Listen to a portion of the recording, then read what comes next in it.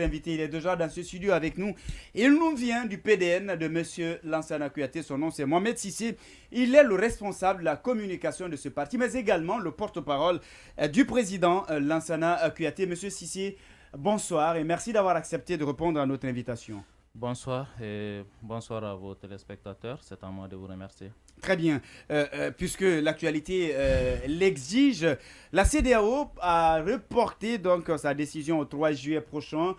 D'aucuns s'attendaient à des sanctions dures vis-à-vis de la junte au pouvoir à Conakry, en Guinée, j'allais dire. À votre avis, quelle devrait être la démarche de la CEDEAO face à la situation en Guinée?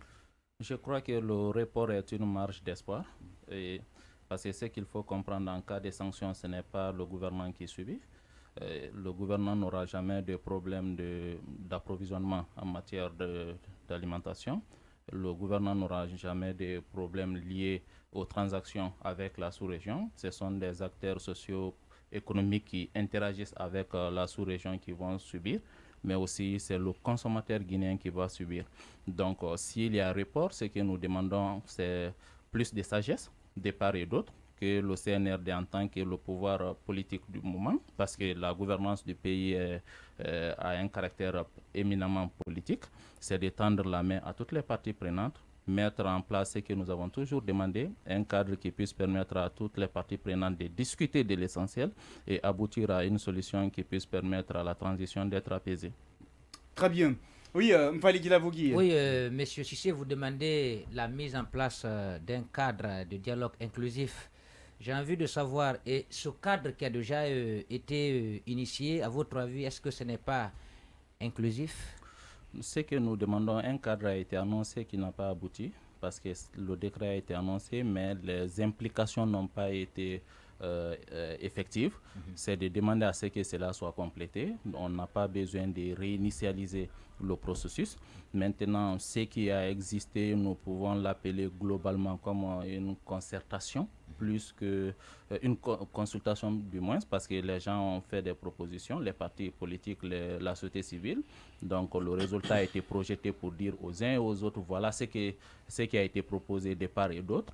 Et à ce niveau, le CNRD s'est prononcé pendant que beaucoup d'acteurs s'attendaient à ce qu'il y ait un débat plus poussé, pour voir celui qui a dit 12 mois sur quelle base, celui qui aurait dit 54 mois sur quelle base, ainsi de suite. Et ça n'a pas eu lieu.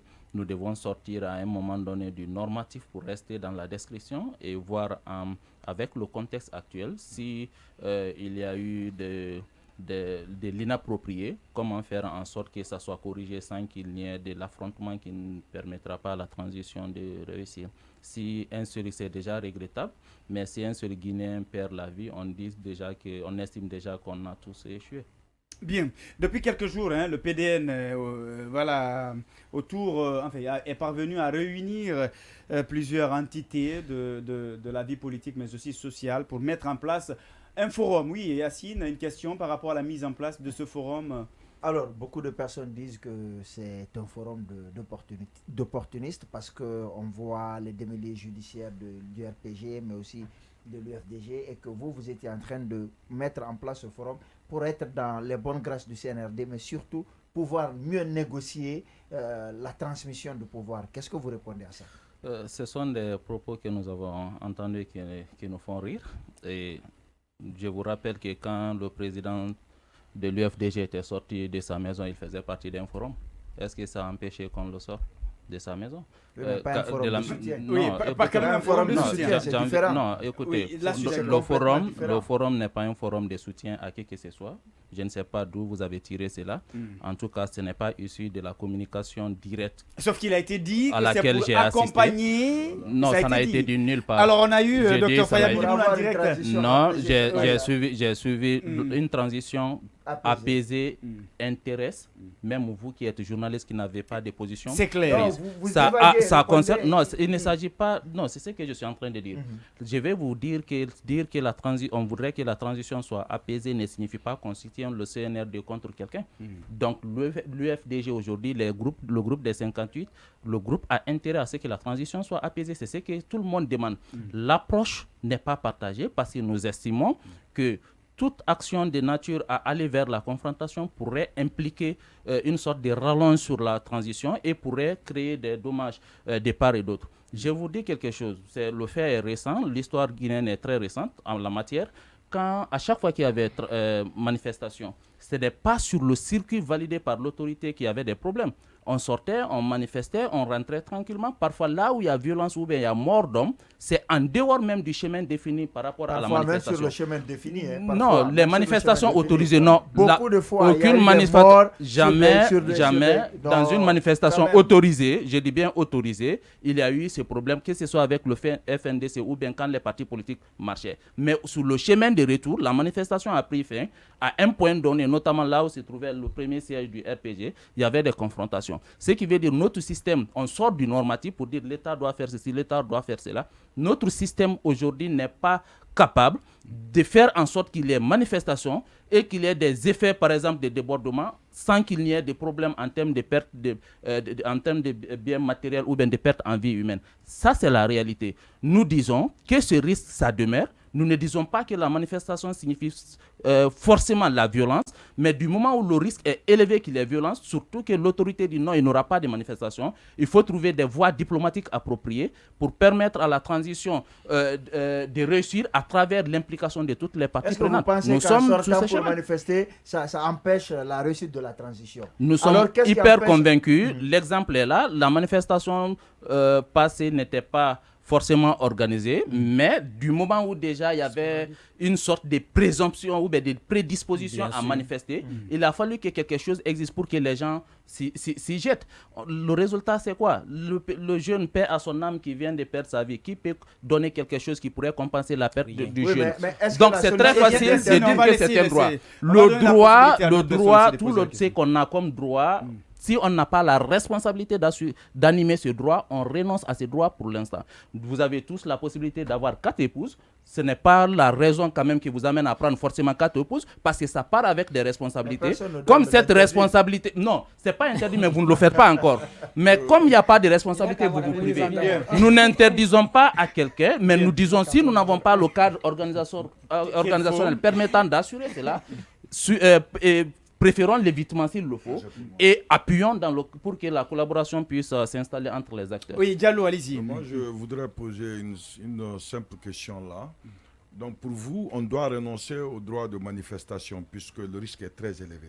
Je pense que c'est à cause du risque que vous acceptez. Mais à la place du droit de manifester, vous proposez quoi?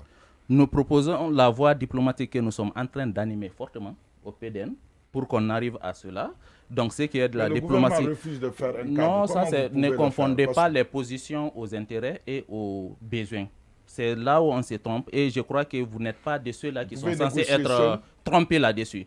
Quand le gouvernement dit je refuse, je ne vais pas négocier, ce qu'on a défini, c'est cela, personne n'impose à la Guinée, c'est une position de négociation. Ça ne veut pas dire forcément que c'est l'intérêt du gouvernement. L'intérêt du gouvernement peut être autour de 24 mois. Donc il faut savoir lire, il faut avoir une lecture scientifique des choses. Donc venir dans l'évaluation comme ça, dire non, sur la base de tels éléments, ils veulent manifester, il faut les laisser, c'est ceux qui ont 90% des électorats antérieurs, ça s'appelle en matière d'évaluation l'efficience faible. Donc la diplomatie, nous y croyons. Nous sommes convaincus que la diplomatie peut régler en une semaine ce que 10 mois de manifestation ne peut pas régler. Et nous avons fait beaucoup de pas en avant dans ce sens. La preuve étant que les choses se déchaînent. Nous ne disons pas qu'il n'y aura pas de sanctions peut-être annoncées ou pas, mais nous disons que ça peut aboutir à ce que les acteurs s'asseyent et s'entendent. La diplomatie suppose que deux camps se rencontrent. Une des parties déjà décide de prendre des décisions unilatérales. Ça, c'est le CNRD.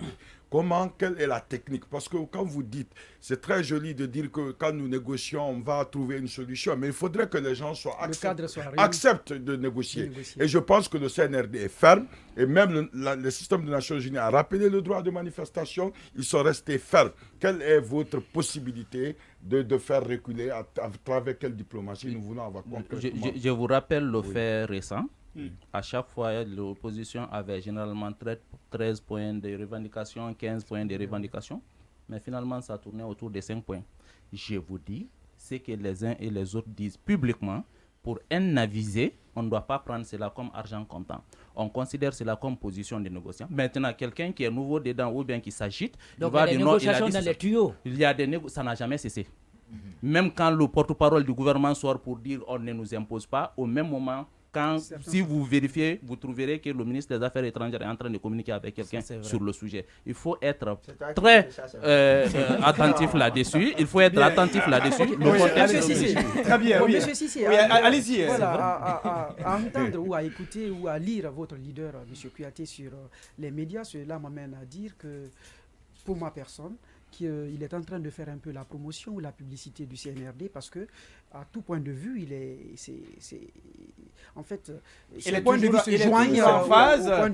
toujours en phase avec de s'accorder quand même avec le CNRD. Quelle est vraiment votre la lecture? Nous pouvons comprendre et la respecter. Pour quelqu'un qui observe à distance. Beaucoup même pensent qu'il est membre du CNRD. La démarche... Partenaire, pas membre, mais partenaire. Non, c'est ce que certains disent. Il est membre. Peut-être même c'est lui qui a choisi... Il y a des membres fantômes. Il y a des membres fantômes. C'est lui qui a choisi Mamadi Doumbouya peut-être pour diriger la chose.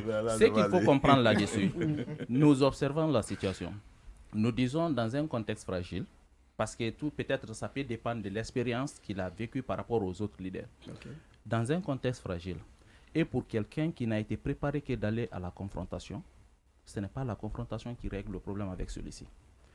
Quand ça va, apprécie. Quand ça ne va pas, trouvez des moyens pour lui dire ce que vous venez de faire, ça ne va pas, essayez de changer de cap. Il peut ne pas le faire, mais vous aurez joué votre rôle selon le contexte qui, je le répète, est fragile. Je vous donne un exemple. La manifestation relève du lobbying. C'est aussi un moyen. Nous, ce que nous faisons, c'est pas un cadeau, c'est un droit. Nous attirons l'attention à ce que les gens prennent conscience de l'utilité de quelque chose. Nous sommes dans cette démarche pour l'instant. Les autres veulent les pousser à le faire. J'ai dit, ceux qui sont au niveau de la gouvernance, ce ne sont pas des gens qui sont préparés à prendre les communications telles que ça se fait aujourd'hui comme une manière d'alerter. On prend cela comme le militaire est préparé d'office pour faire la violence. Les forces sociales sont préparées pour tuer ou se faire tuer. C'est pourquoi ça devient spécial, parce que l'armée, c'est contre le terrorisme fondamentalement. L'armée classique part en guerre par peur pour sauver la vie. Maintenant, comme l'armée classique ne peut pas combattre ce type des personnes qui viennent à la confrontation pour mourir. Donc, il faut trouver des gens qui peuvent agir comme eux. S'ils se retrouvent au pouvoir, ils ont exprimé de bonne foi. On n'a pas vu des ministres ligotés. On n'a pas vu l'ancien président ligoté et déshabillé à la télé, comme on a l'habitude de voir. Il faut tenir compte de cela. Ils auraient pu gérer le reste par ordonnance. Quand ils sont venus, ils disent d'accord, nous allons faire l'ordonnance décidée. Qu'est-ce qu'on aurait pu faire? Ils ont mis en place un CNT où au moins nous avons des moyens d'expression. Ils ont créé un cadre au moins qui nous permet de dire notre avis, même si ce n'est pas pris en compte à 100%, mais nous avons un espace d'expression. Donc il faut prendre cela comme acquis, continuer à négocier d'autres acquis, mais avec la douceur, parce que la violence ne nous permettra pas de gagner en temps. Ça constate un peu avec votre caractère radical au temps de Alpha Condé, parce que vous savez que vous avez demandé à vos gens de démissionner à l'Assemblée, je pense. Oui, ça c'est de la responsabilité. Ce n'est pas de la ça c'est de la responsabilité. Aujourd'hui, vous êtes très apaisé et finalement, il y avait un président élu. Ce que je dis, quelle est l'explication que vous donnez entre votre caractère très doux aujourd'hui et votre caractère encore très belliqueux avec le pouvoir d'Alpha Condé? Belliqueux, je vous concède le mot, mais je dirais que c'est deux contextes différents. Voilà, je voudrais avoir juste une petite explication. Deuxièmement, un président qui est venu pendant que le peuple avait pratiquement perdu l'espoir, qui est considéré comme le premier président démocratiquement élu, même si cela aussi n'est pas vrai. Parce que Sékou Touré n'a pas été imposé, dictatorialement il n'a pas été parachuté. Est-ce que vous comprenez? Donc, il est venu, il y avait des engagements de départ qui consistaient à dire quiconque est élu parmi nous doit soumettre la constitution actuelle au référendum dans les 6 premiers mois de sa gouvernance. Il est rappelé les premiers mois, deuxième mois, troisième mois, il ne le fait pas. 100 jours, nous disons que la tendance, le symbole du bilan est globalement négatif. Nous continuons à le faire, on commence à manifester. Nous avons un élément dans le gouvernement. Mais ça, c'est un régime qui n'est pas censé tomber dans ce genre de choses. Et puis pour quelqu'un qui est enseignant à l'extérieur, qui a vécu tout son temps à ce niveau. Donc ça, c'est 2 cadres différents. Ici, nous avons un régime qui est venu par éviction, parce que je ne prononcerai pas le coup d'État en tant que tel, parce que pour nous, un coup d'État existait déjà, qui est coup d'État constitutionnel. Quelqu'un est venu évincer le putschiste constitutionnel qui existait, donc c'est une éviction du commandement. Quelqu'un est venu qui est d'un corps particulier et qui a posé des premiers actes que nous avons tous appréciés. Nous commençons à sentir des choses qui ne nous plaisent pas. Ceux qui ont cru que tout allait se passer comme les actions du 5 septembre au 15 ou 20 septembre se sont trompés. Ça ne peut jamais aller sans des erreurs, des dérapages, des faux pas parfois, mais il faut savoir comment agir pour que ça soit corrigé. Je vous donne un exemple. Quand il a été demandé aux gens de libérer la mineure et autres, au niveau de la cité ministérielle, c'était global dans un premier temps. Certains ont commencé à dire non, c'est injuste des trucs.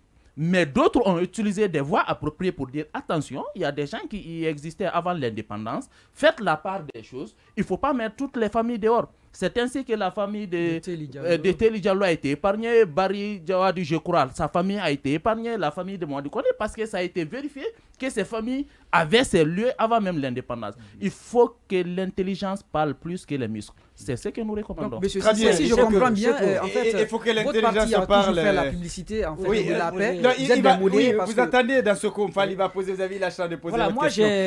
Il faut noter, allez-y. Voilà, le PDN, il y a quelques années, faisait partir, je crois, des 4 ou 5 grandes formations politiques du pays. Voilà, mais votre président, monsieur Lansana Kouyaté, l'ancien Premier ministre, a passé plusieurs années en dehors donc des frontières et beaucoup l'accusaient d'ailleurs de rester à distance et de télécommander sa formation politique. D'autres sont allés jusqu'à dire que le PDN est devenu une coquille vide. Tous les partisans sont déjà dans d'autres formations politiques. C'est vrai que nous sommes en période de transition. Vous cherchez à coaliser les autres formations politiques autour de vous. Mais est-ce que vous voyez aussi la représentativité de ceux qui sont dans le G58? Oui, dans le G58. Comment allez-vous les faire adhérer à votre politique qui consiste donc à faire la paix, à accompagner cette transition en vue de sa réussite? Premièrement, je dirais que notre position n'a jamais changé, ça s'est plutôt amélioré. Et la dernière fois, j'ai invité un groupe d'investigateurs de s'intéresser au dossier, parce que des magistrats qui ont été contactés à l'époque pour faire en sorte que la tendance change, peut-être existe encore, mais 2013, le PDN est arrivé avec pas moins de 17 députés. 2013. On avait l'union nominale de Massantan, l'union nominale de Bela au moins. Attendez, vous parlez de quel résultat? Attendez, vous parlez de vos propres résultats finalement? Je parle du résultat sorti des urnes dont les PV se sont substitués avant que ça n'arrive au niveau des décentralisations. Disons que ce sont les résultats issus des urnes. Mais publiés, mais attention. Et validés aussi. Si le PDN existe à travers tout le pays, mais bien sûr. Est-ce que le PDN n'a pas été d'accord, ce qu'il faut comprendre, il y a une différence entre public et officiel, entre officiel et réel. Donc, j'ai dit, le président en a dit suffisamment, quelques jours avant les élections, quand le président au pouvoir à l'époque l'a appelé pour dire vous aurez 2 députés. Wade en a subi avec Diouf à l'époque, au Sénégal. Vous ne pouvez pas croire à Wade et ne pas croire à Lansana Kouyaté. Donc, pourtant, c'est le même phénomène, c'est le même système de gouvernance. Chacun peut dire la même chose. Nous avons cité des références. Nous ne disons pas croyez-nous, nous disons fouillez, contactez les magistrats qui étaient et au niveau de la Cour suprême. Je ne pense pas si la Cour constitutionnelle était mise en place à l'époque. Menez des investigations auprès d'eux. On vous donne des pistes. Vous avez donné raison. J'ai dit. Non, vous savez, des actes c'est quoi? C'est après 2010. C'est après 2010. C'est après 2010. Non, je vous donne un élément. C'est après 2010 que Kassouri a pu dire publiquement qu'Alpha Condé a gagné les élections de 93. Il pouvait oser le dire avant 2010. Donc c'est facile pour lui de dire ça aujourd'hui. Non, ce n'est pas facile parce que le contexte lui permet de le dire. Même ça, c'est ça, c'est un premier petit. Là, c'est à discuter. Deuxièmement, le président est sorti sur la base d'une décision du Bureau exécutif national qui avait observé. Je vous donne des éléments. Quand on a été dit de proposer des ministres, on devrait avoir, conformément à notre engagement, avec le RPG, le président du RPG d'alors, on devrait avoir 6 ministres sur un nombre de ministres de 25. On a envoyé une liste dépassant même 6. Qu'est-ce qui est arrivé? On a pris 2 Malinké dedans. On a envoyé les cadres qui étaient promis et qui étaient prévus pour être à la tête de la liste RPG de législative. On les a envoyés dans le Konya, là où on a été premier, Massantan, Bela, Kirwani, et ainsi de suite, dans certaines zones. Allez dire aux Konyakais qu'ils ont fait des Kouyaté premiers. Voilà, aujourd'hui, il lui a demandé de proposer des ministres. Il a proposé ses parents Malinké. Ça a existé. Les preuves existent. Deuxièmement, quand nous avons commencé à dénoncer la manière dont les choses sont conduites, qu'est-ce qui est fait? C'est des missions qui sont envoyées un peu partout en Haute-Guinée pour aller dire aux gens dans les villages et les hameaux, voilà, Kouyaté rejoint les Peuls pour combattre les Malinké.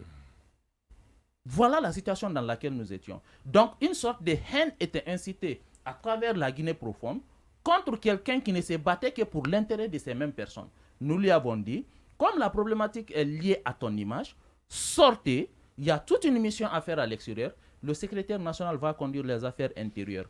Telle était la décision du bureau exécutif national au lendemain des élections de 2017. Pourtant, vous étiez marié à ce parti attention, pourtant, les autres en font une lecture. Hein. On a appris que la coordination Mandeng aurait pesé dans la balance. On leur a demandé de rester à l'écart de la politique jusqu'après son grand frère, professeur Alpha Condé, et qu'après le Mandeng va l'accompagner. Et que c'est ce qui expliquerait son silence pendant toutes ces années. Il est venu dans les pays de la sous-région, tout près, il n'est pas rentré. Et finalement, c'est seulement Bruno qui se battait. Dites-nous, est-ce qu'il n'y a pas eu un deal? Admettons que l'hypothèse existe. Un accord secret. J'ai dit admettons que ce soit une hypothèse. Oui. Voyez-vous la coordination Mandeng derrière lui aujourd'hui? Alpha Condé est parti depuis combien de mois? Il n'y a pas d'élection pour l'instant. Il n'y a pas d'élection. On ne sait pas. D'accord. Non. Ça devrait prendre forme à l'instant. Non, c'est pas comme ça. Aujourd'hui, vous les avez vus. Attention, il n'y a pas d'élection, mais vous les avez vus chez Kassouri. Mais pourquoi vous ne les avez pas vus chez... Non, attendez, ils étaient chez Kassouri. Est-ce qu'il y a élection? Très bien. Non. Mais pourquoi ils ne sont jamais vus chez... D'accord, si vous permettez, on va suivre... Ça veut dire que ça ne tient à rien. Si vous permettez...